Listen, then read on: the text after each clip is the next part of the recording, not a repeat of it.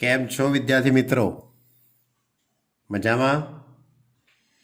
બોલો, 10મું ચેપ્ટર સદિશનું બીજગણિત એની તમામ વાતો આપણે પૂર્ણ કરી. સ્વાધ્યાય 10.1, 10.2, 10.3, 10.4, સ્વાધ્યાય 10 બધી જ વાતો પૂર્ણ કરી. મેં તમને છેલ્લા વિડીયોની અંદર એવું કીધું કે જે વિદ્યાર્થીને જે ઉદાહરણ ન આવડતું હોય તે મને કહી શકે છે. તો એના ઉપરથી મેં આટલા ઉદાહરણો અહીંયા ગણેલા છે જે મને પણ અઘરા, એટલે કે તમને સમજવામાં અઘરા પડે એવા મને લાગતા હતા.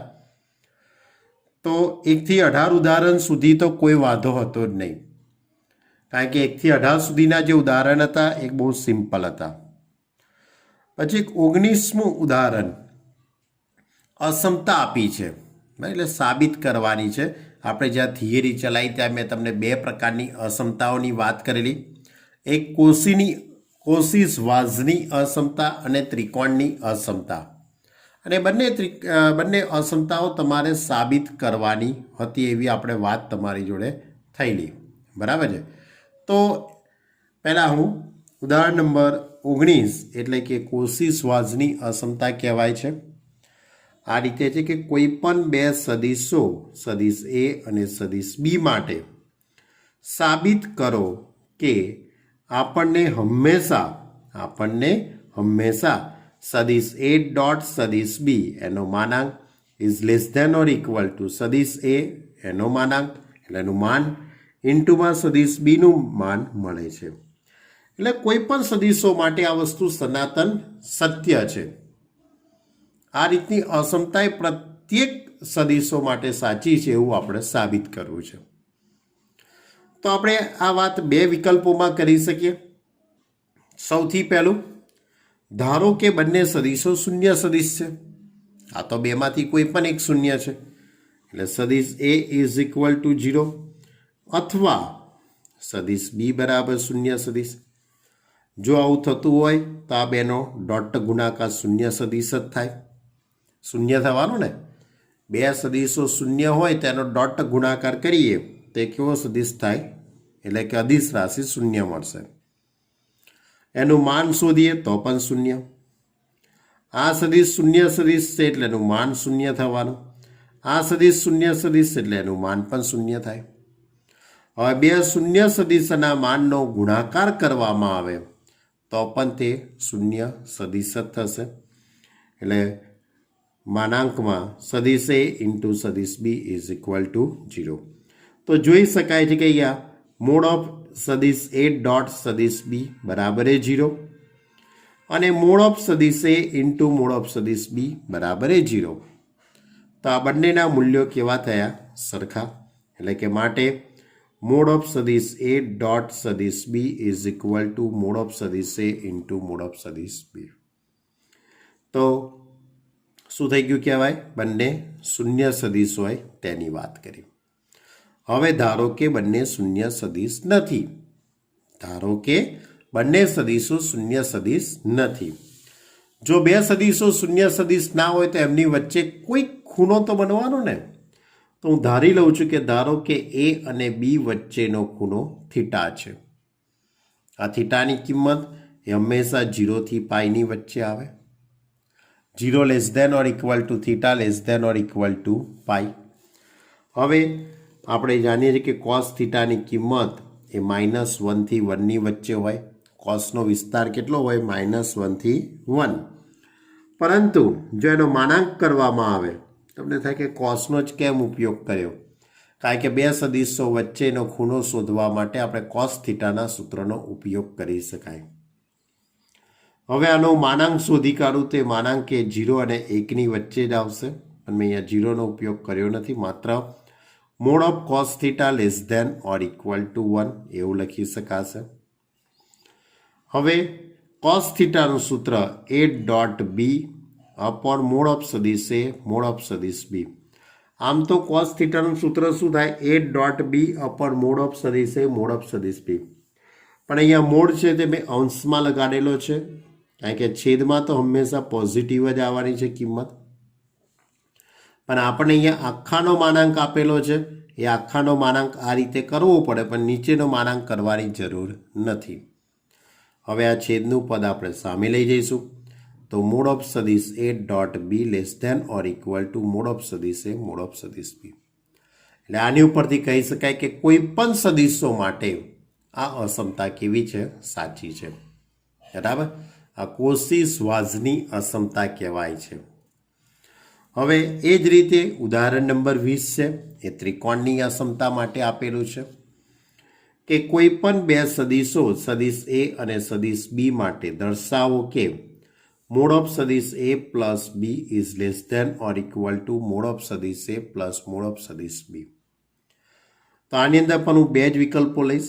એકવાર બંને શૂન્ય લઈશ કે એ પણ શૂન્ય સદિશ છે અને બી પણ શૂન્ય સદિશ છે. આ બે શૂન્ય સદિશો હોય તો એનો સરવાળો કરવામાં આવે તો પણ શૂન્ય સદિશ જ થવાનો. જો આનો સરવાળો શૂન્ય સદિશ થશે તો એનું મૂલ્ય આપણે શોધીએ તો પણ એ કેવું થવાનું? શૂન્ય. તથા બીનો મૂલ્ય અને એનું મૂલ્ય પણ શૂન્ય થવાનું. મોડ ઓફ સદિશ એ ઇઝ ઇક્વલ ટુ 0 તથા મોડ ઓફ સદિશ બી ઇઝ ઇક્વલ ટુ 0. હવે આપણે આ બંનેનો સરવાળો કરીએ તો પણ એ શૂન્ય સદિશ જ થશે.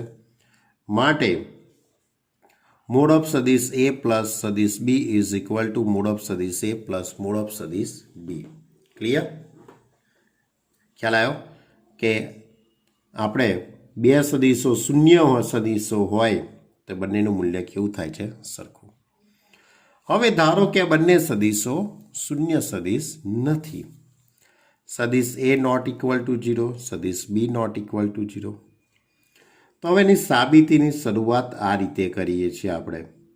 મોડ ઓફ સદિશ એ પ્લસ સદિશ બીનો સ્ક્વેર, ત્યાંથી આપણે સાબિતીની શરૂઆત કરીએ છીએ. હવે મોડનો વર્ગ છે એટલે એને બે વખત ડોટમાં લખી શકાશે, A plus B dot A plus B. હવે આ કૌંસ દૂર કરી કાઢીએ. A dot A plus A dot B plus B dot A plus B dot B. હવે એ ડોટ એ એટલે મોડ ઓફ સદિશ એનો square, A dot B as it is. હવે આમાં ક્રમની આપણે અદલાબદલી કરી શકીએ એટલે એ ડોટ બી, બી ડોટ બી એટલે મોડ ઓફ સદિશ બીનો સ્ક્વેર લખી શકાશે આપણે. તો આ પદ બે વખત થયું એટલે કે આખું પદ આ રીતે લખાશે. મોડ ઓફ સદિશ એનો સ્ક્વેર પ્લસ 2 ઇન્ટુ સદિશ એ ડોટ સદિશ બી પ્લસ મોડ ઓફ સદિશ બીનો સ્ક્વેર. હવે એ ડોટ બી બરાબર એનું મૂલ્ય અને આ માનાંકનું મૂલ્ય, તો સ્વાભાવિક છે કે કોઈ પણ સદિશનો માનાંકનો આપણે ડોટ ગુણાકાર કરીએ એટલે માનાંક એ વધારે જ થવાનું છે મૂલ્ય.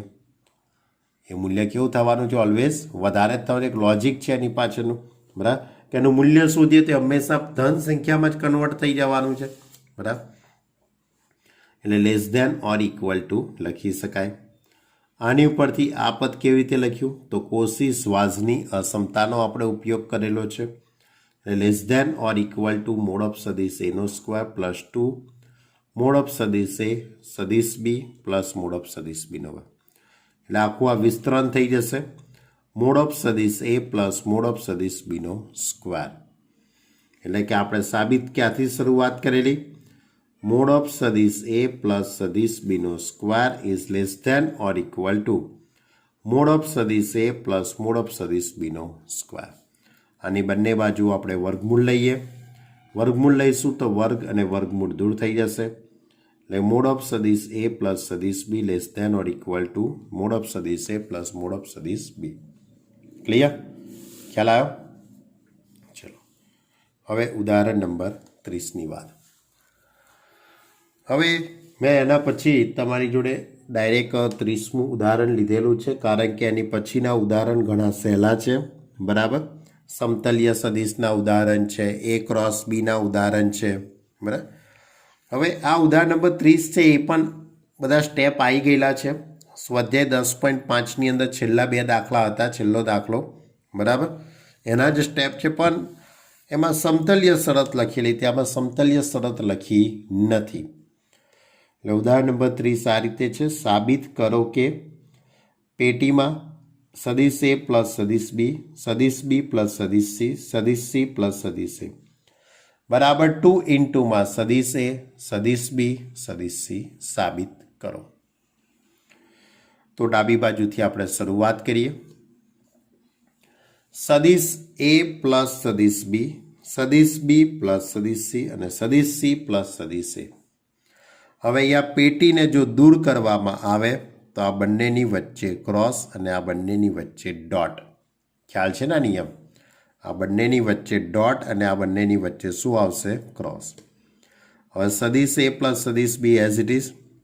હવે આ બેનો ક્રોસ ગુણાકાર તો B cross C, B cross A, C cross C, C cross A।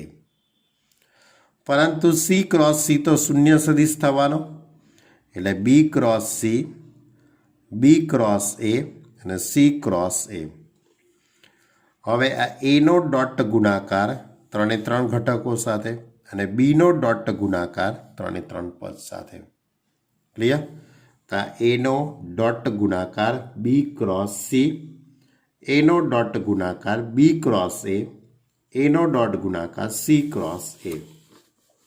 Clear? તો A dot B cross C, A dot B cross A અને A dot C cross A।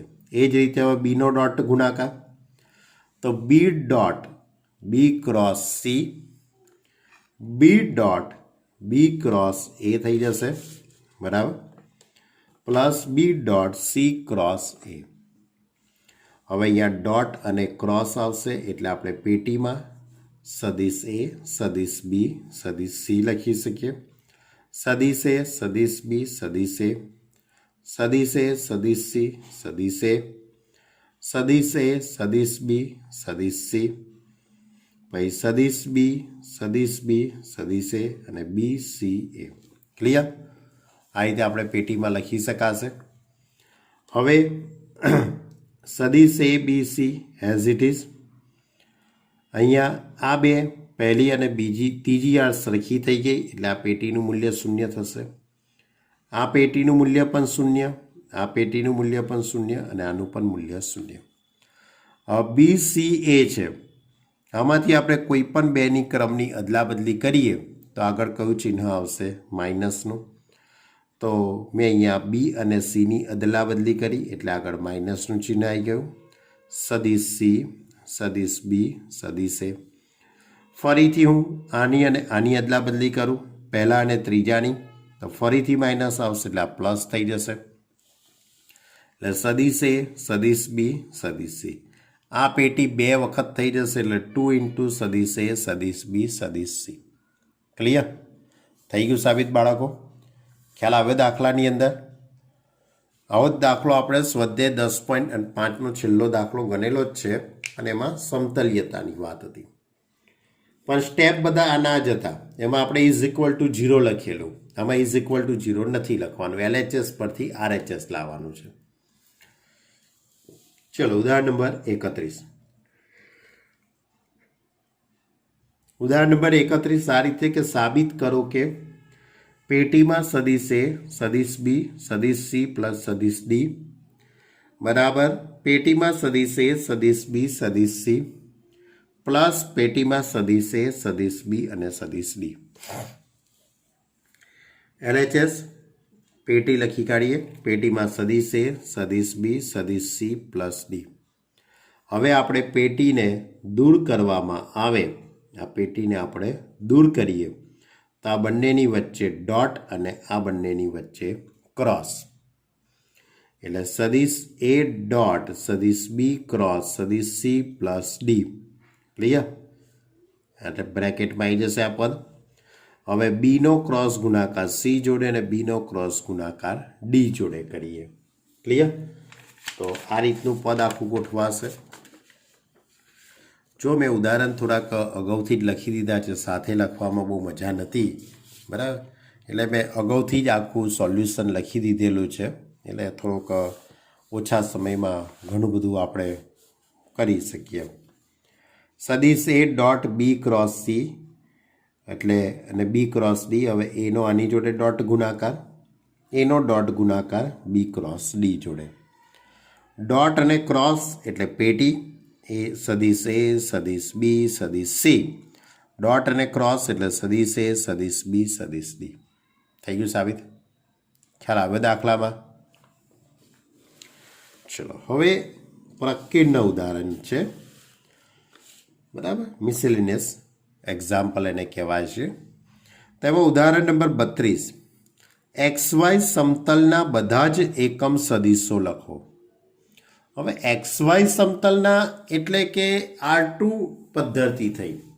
હવે R2 પદ્ધતિ માટે, બરાબર, એટલે એક્સ અક્ષ અને વાય અક્ષની જ વાત થઈ કહેવાય. એટલે એમાં માત્ર 2 ડાયમેન્શનલની જ વાત થઈ ગઈ કહેવાય. તો એના માટે સારામાં સારું ઉદાહરણ કોસ થીટા અને સાઇન થીટાનો તમે ઉપયોગ કરી શકો. તો ધારો કે સદિશ R is equal to X I cap plus Y J cap એ XY સમતલનો એકમ સદિશ છે. XY સમતલનો એકમ સદિશ છે. તો એકમ સદિશ બનાવવું હોય તો મારે એક્સની જગ્યાએ કોસ થીટા અને વાયની જગ્યાએ સાઇન થીટા લખી દઉં. સદિશ R is equal to cos theta I cap plus sine theta J cap. તમારે આનું મૂલ્ય શોધવું હોય તો શોધી કાઢો. આનું મૂલ્ય એક એકમ જ આવશે. કેમ? કારણ કે વર્ગમૂળની અંદર cos square theta plus sine square theta થઈ જશે અને એનું મૂલ્ય તો એક એકમ હોવાનું. હવે આને શું લખ્યું? એકમ સદિશો. હવે બહુવચનની વાત થઈ કહેવાય. તો આ તો તમને થાય કે આ તો સાહેબે એક જ સદિશ લખ્યો, કોસ થીટા સાઇન થીટા જ લખ્યો.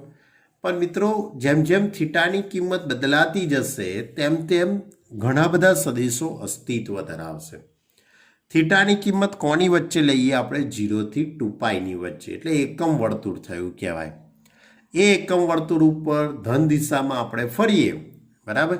તો જેમ જેમ થીટા બરાબર 0 થી 90ની વચ્ચે, π/2 થી π થી 3, ઘણા બધા ખૂણા લેવાય ને. 180 અંશનો ખૂણો લેવાય, 190 અંશનો, 200, 210, 300, 360 સુધી આપણે લઈ શકીએ. પણ 360 અને શૂન્યની કિંમત એક જ આવવાની.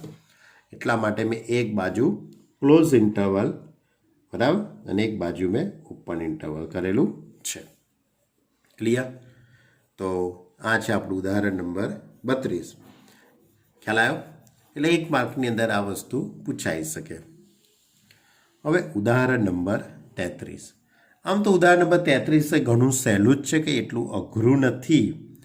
પણ છતાં પણ મને એક વિચાર આવ્યો કે બાળકોને કહેવું જોઈએ. તો ઉદાહરણ નંબર 33 કંઈક આ રીતે છે.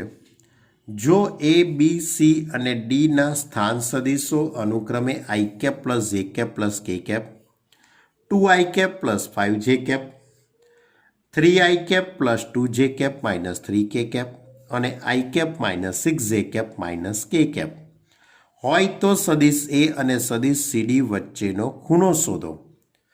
અને તારવો કે સદિશ AB તથા સદિશ CD સમરેખ સદિશો છે. ક્લિયર?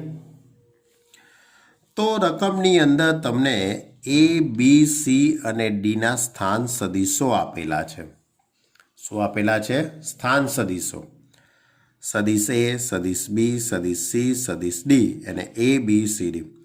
પહેલું બિંદુ 1, 1, 1, બીજું બિંદુ 2, 5, 0, ત્રીજું બિંદુ 3, 2, -3 અને ચોથું બિંદુ D of 1, -6, -1. હવે તમારે અહીંયા શોધવો છે બે સદિશો વચ્ચેનો ખૂણો. તો બે સદિશો વચ્ચેનો ખૂણો એટલે કોસ થીટાના સૂત્રનો આપણે ઉપયોગ કરી શકીએ. તો મારે કોસ થીટાનો સૂત્રનો ઉપયોગ કરવો હોય તો સદિશ AB અને સદિશ CD વચ્ચેનો ખૂણો શોધવો છે. એટલે મારે પહેલા સદિશ AB શોધવું પડશે અને પછી સદિશ CD શોધવું પડશે. તો સદિશ AB કેવી રીતે શોધાશે બાળકો? સદિશ AB એટલે બીમાંથી એને બાદ કરી દઈશું. એટલે આ બીમાંથી એનો સ્થાન સદિશ આપણે બાદ કરી દઈએ એટલે આપણને AB મળશે. સદિશ CD એટલે ડીમાંથી સીનો સ્થાન સદિશ આપણે બાદ કરી દઈશું. તો સદિશ AB એટલે સદિશ B માઇનસ સદિશ A, તો 1, 4 -1 આવશે. સદિશ CD સદિશ D માઇનસ સદિશ C -2 -8 અને 2. હવે સદિશ AB અને સદિશ CD વચ્ચેનો ખૂણો થીટા છે. તો આની ઉપરથી cos theta is equal to સદિશ AB ડોટ સદિશ CD. अपॉन मोड ऑफ सदिश A B into mod of सदिश सी डी। હવે સદિશ એ બી એટલે 1 4 -1 ડોટ સદિશ સીડી -2 -8 2। હવે આનું મૂલ્ય અંડરરૂટ ઓફ 1 નો વર્ગ 1 4 નો વર્ગ 16 -1 નો વર્ગ 4 64 અને 4। ક્લિયર? તેની પરથી cos theta is equal two -2 8 ચોક 32 -32 અને -2 16 ને 17 ને 18 અને 4 ને 4 8 એટલે કે 72 થઈ જશે એટલે -36। હવે 9 દુ 18 એટલે 3√2 36 દુ 72 એટલે 6√2 એટલે 6 તરી 18 દુ 36 એટલે -36/36 એટલે cos theta is equal to -1। Clear? cos theta is equal to -1 તો theta is equal to pi. આપણે દાખલાની અંદર શું શોધવાનું હતું? બે સદિશો વચ્ચેનો ખૂણો, સદિશ એ બી અને સદિશ સીડી। તો આપણે આ સદિશ એ બી અને સદિશ સીડી વચ્ચેનો ખૂણો આવી ગયો પાઈ। એટલે એનો અર્થ એવો થયો કે આ રીતના બે બિંદુમાં એક જ બિંદુમાંથી બે સદિશો નીકળતા હશે એટલે બંને સદિશોની દિશા પરસ્પર વિરુદ્ધ થઈ ગઈ એમ કહેવાશે।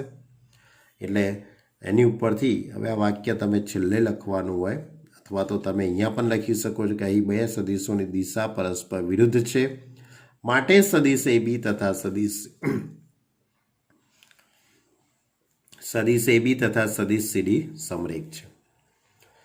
પરંતુ તમારે આ જે મેં કૌંસ કર્યો છે એ કૌંસ તમારે હમણાં લખવાનો નથી। આ કૌંસ હમણાં લખવાનો નથી, તમારે આ લખવાનો। જો સદિશ એ બી બરાબર કેટલા છે? 1 4 -1 અને -2 -8 2।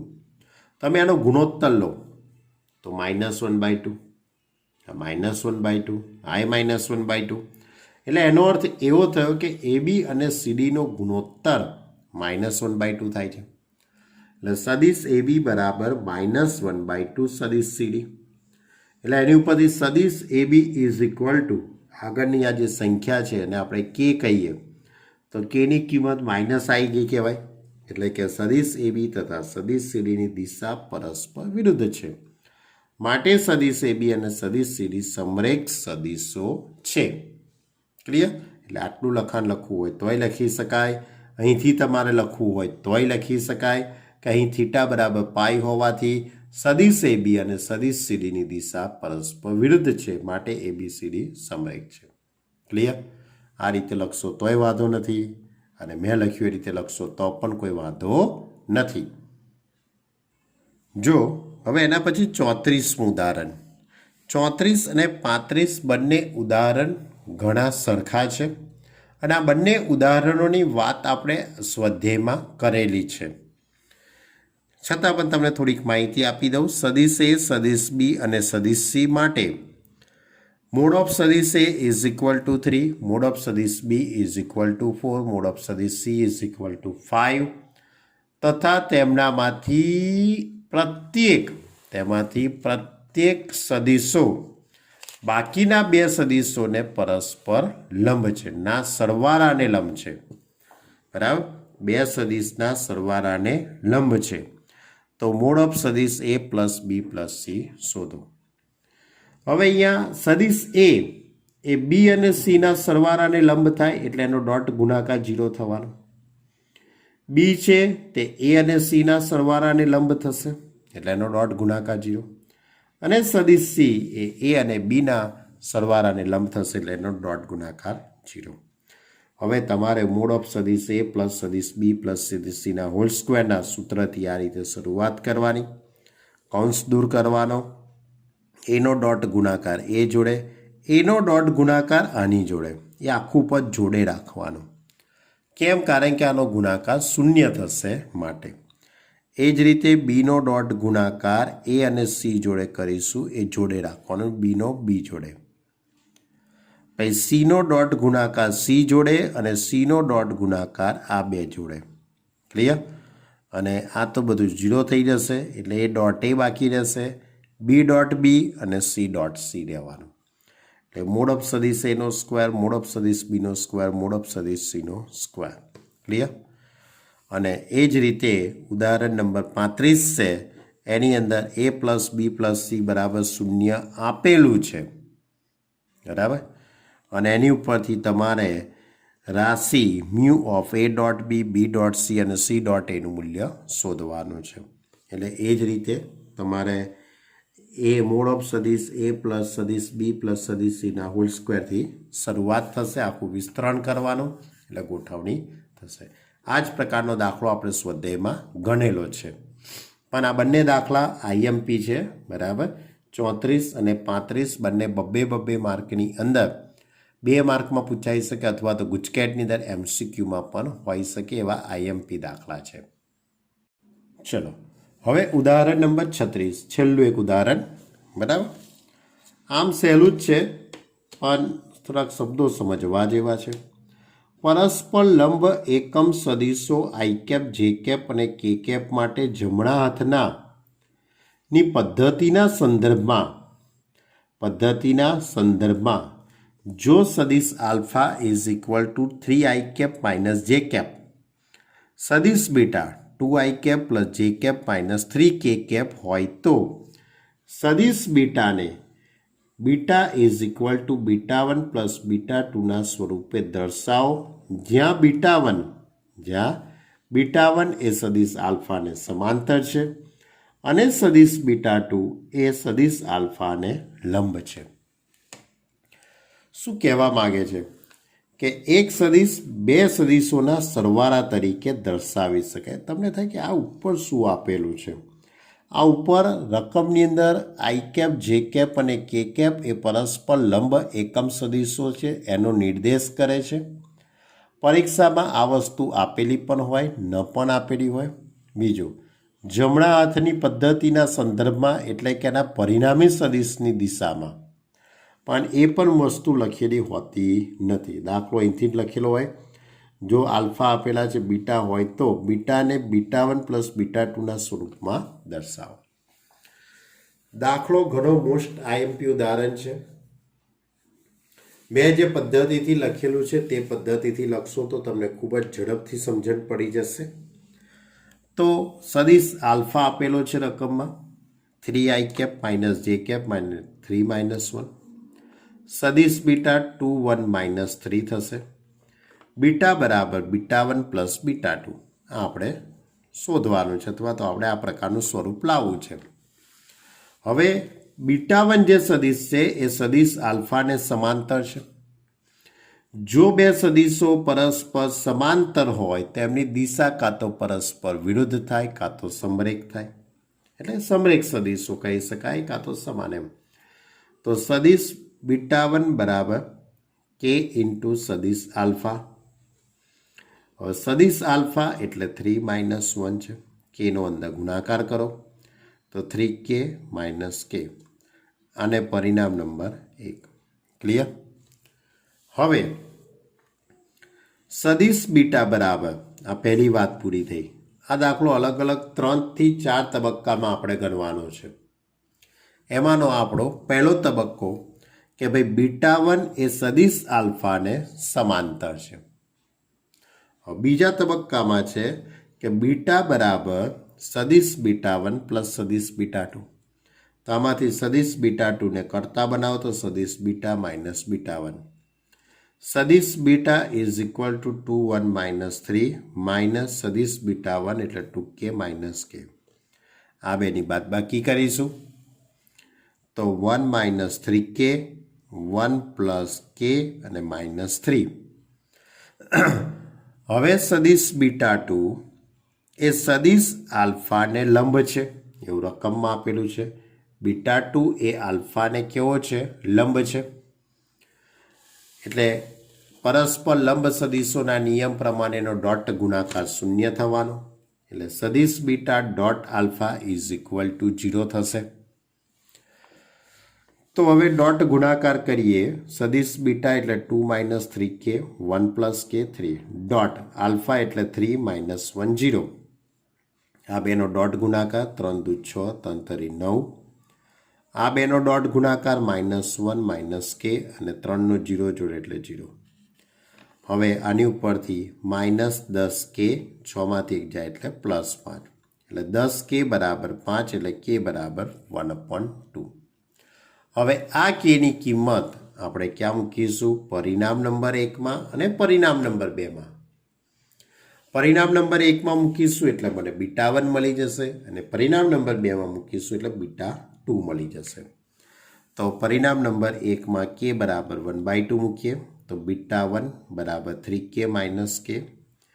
kની જગ્યાએ 1/2 એટલે 3/2 - 1/2. અને આપણે આ સ્વરૂપમાં લખવું પડશે 3/2 i cap -1/2 j cap. આપણે દાખલામાં β1 ને β2 શોધવાના હતા, બરાબર? એટલે મેં એને β1 અને β1 શોધી કાઢ્યું. હવે β2 શોધવું છે તો એને 2 - 3k 1 + k - 3 એટલે k બરાબર 1/2 ને પરિણામ નંબર 2માં ગોઠવી દઉં તો 2 - 3/2 1 + 1/2 અને -3 એટલે 1/2 4 એમાં 3 જશે એટલે 1/2 3/2 -3 એટલે 1/2 i cap + 3/2 j cap -3 k cap. Clear?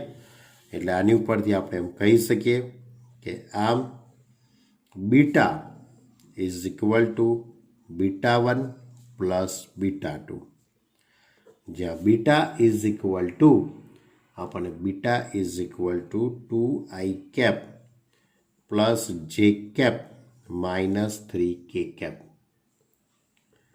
Is equal to β1 એટલે 3/2 i cap -1/2 j cap plus β2 એટલે 1/2 i cap plus 3/2 j cap -3k cap.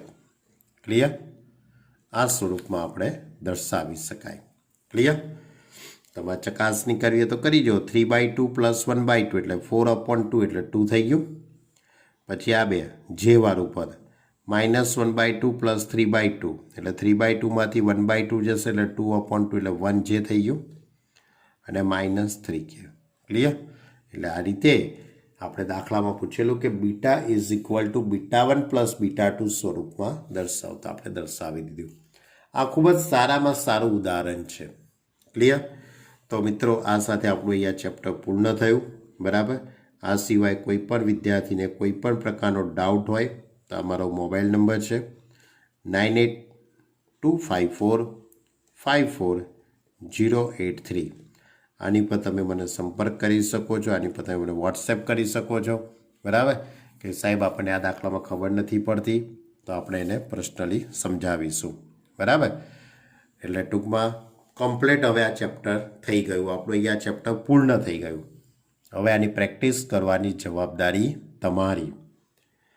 એવું ના વિચારતા કે ચેપ્ટર ઘણું સહેલું છે. ચેપ્ટર સહેલું જ છે કે અઘરું નથી, પણ જો કોઈ વાતો તમે ભૂલી ગયા, જેટલી મેં થિયરીના કોન્સેપ્ટ લખાયેલા છે બધા કોન્સેપ્ટ તમને યાદ હોવા જોઈએ.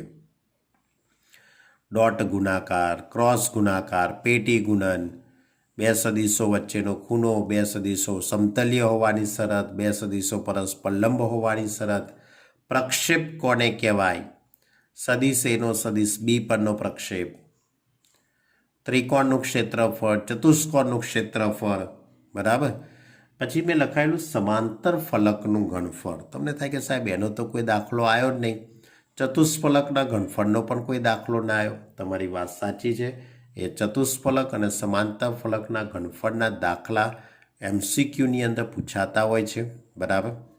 અને ગુજકેટની અંદર પણ હવે ટોપિક છે નહીં એટલે કોઈ પ્રશ્ન આવતો નથી, પણ ધ્યાન રાખજો JEEમાં તો કામમાં લાગશે, બરાબર? JEEની અંદર તો MCQ હોઈ શકે ઘનફળ શોધવાનો. ક્લિયર? તો આ સાથે આપણે આ ચેપ્ટરને અહીંયા પૂર્ણ કરીએ છીએ. હવે આવતા વિડીયોની અંદર ચેપ્ટર નંબર 11 જે આપણું સૌથી છેલ્લું ચેપ્ટર એક બાકી રહ્યું છે એની આપણે શરૂઆત કરીશું. બહુ એ પણ સહેલું ચેપ્ટર છે, એની અંદર પણ સૂત્રો તમારે યાદ રાખશો તો જ એ ચેપ્ટર સહેલું. ક્લિયર? તો હવે વધુ આવતા અંકે આપણે મળીએ. આવતા લેક્ચરની અંદર 11મું ચેપ્ટર આપણે ચાલુ કરીશું. Okay student, by.